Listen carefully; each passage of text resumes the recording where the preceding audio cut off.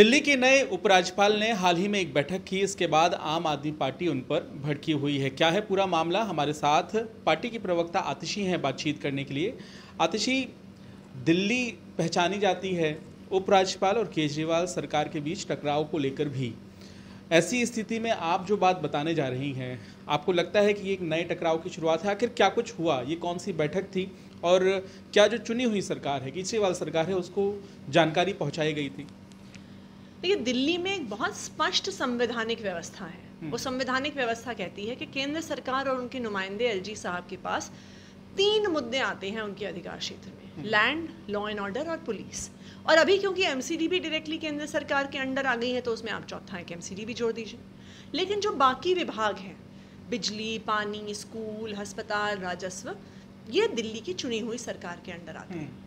तो अगर एलजी साहब दिल्ली जल बोर्ड के अफसरों को डायरेक्टली बुलाते हैं, उनको आदेश देते हैं, उनको निर्देश देते हैं, तो वो इस संवैधानिक व्यवस्था को डिस्टर्ब करता है। क्यों करता है? क्योंकि अफसरों को अब ये पता नहीं है कि चुनी हुई सरकार के आदेश का पालन करें या एलजी साहब के आदेश का पालन करें। अधिकारियों को बुलाया गया था या बुलाकर कोई बैठक ली गई थी, और कब की बात है ये 30 मई की बात है, जहां पर दिल्ली जल बोर्ड के अधिकारियों को बुला के एक बैठक ली गई थी। दिल्ली जल बोर्ड जो दिल्ली की चुनी हुई सरकार के तहत आता है, उनके अधिकार क्षेत्र के तहत आता है।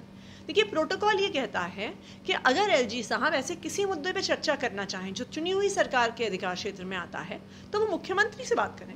फिर मुख्यमंत्री अपने अनुसार जिस मंत्री को शामिल करना है, जिस अफसर को शामिल करना है, वो फिर अपने अनुसार मुख्यमंत्री देखेंगे। मेरा तो एलजी साहब से बस एक विनम्र निवेदन है कि उनके पास जो अधिकार क्षेत्र में मुद्दे हैं, उनमें दिल्ली में बहुत बड़ी बड़ी समस्याएं हैं। दिल्ली में 3 बड़े बड़े कूड़े के पहाड़ हैं जिनमें रोज़ बेरोज़ आग लगती रहती है। दिल्ली में साफ़ सफाई इतना बड़ा मुद्दा है। दिल्ली में महिलाओं की सुरक्षा की व्यवस्था इतनी ख़राब है, दिन दहाड़े गोलियां चल जाती हैं सुभाष नगर के चौराहे पे, चोरियां होती हैं, किडनैपिंग्स हो रही हैं। तो एलजी साहब के ये सब अधिकार क्षेत्र में लेकिन आता है। ये जो आप बात बता रही हैं, आम आदमी पार्टी के इस आरोप के बाद व्यवस्था किस तरह से बदल जाएगी, या ये जो बैठक हुई, क्या वाकई इसकी जानकारी किसी तक नहीं पहुंची? फ़ोन के ज़रिए, मैसेज के ज़रिए, या फिर जो भी सरकारी तंत्र होता है उसके ज़रिए, क्या किसी भी तरह से जानकारी नहीं पहुंची? इस बात को लेकर सरकार श्योर है? देखिए, अगर जैसा मैंने आपको कहा कि अगर कोई भी मुद्दा चुनी हुई सरकार के तहत आता है, तो प्रोटोकॉल ये कहता है कि जो भी चर्चा हो वो मुख्यमंत्री से हो, क्योंकि मुख्यमंत्री उस चुनी हुई सरकार के हेड हैं, उसके अध्यक्ष हैं। फिर उसके बाद किस अफसर को शामिल करना है, किस मंत्री को शामिल करना है, ये मुख्यमंत्री का निर्णय है।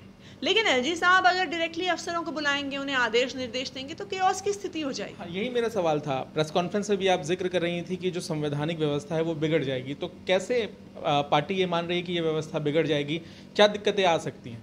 देखिए, आप अधिकारी को, एलजी साहब अगर कोई आदेश देते हैं, तो अधिकारी को ये लगेगा कि भाई एलजी साहब के आदेश का पालन करें, या चुनी हुई सरकार का आदेश का पालन करें, या किसी का भी पालन ना करें, हम घर बैठ जाएं, कुछ भी ना करें। तो दिल्ली वालों का नुकसान तो नहीं होगा? बिल्कुल, इससे नुकसान तो दिल्ली वालों को ही है।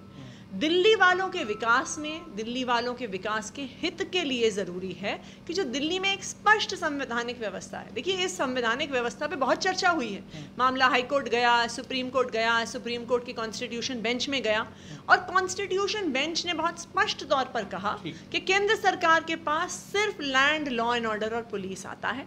तो हम एलजी साहब से आग्रह कर रहे हैं कि इस संवैधानिक व्यवस्था को डिस्टर्ब ना करें। तो ये माना जाए कि ये नए झगड़े की शुरुआत है केजरीवाल सरकार और नए एलजी की। ऐसा लग रहा था कि जब शपथ हुआ नए एलजी का, साथ में काम करेंगे, मुख्यमंत्री भी वहाँ पे पहुँचे हुए थे। ऐसी स्थिति में लग रहा था कि अब दिल्ली में झगड़ा कम देखने मिलेगा, लेकिन अब क्या नए झगड़े की शुरुआत हो गई है?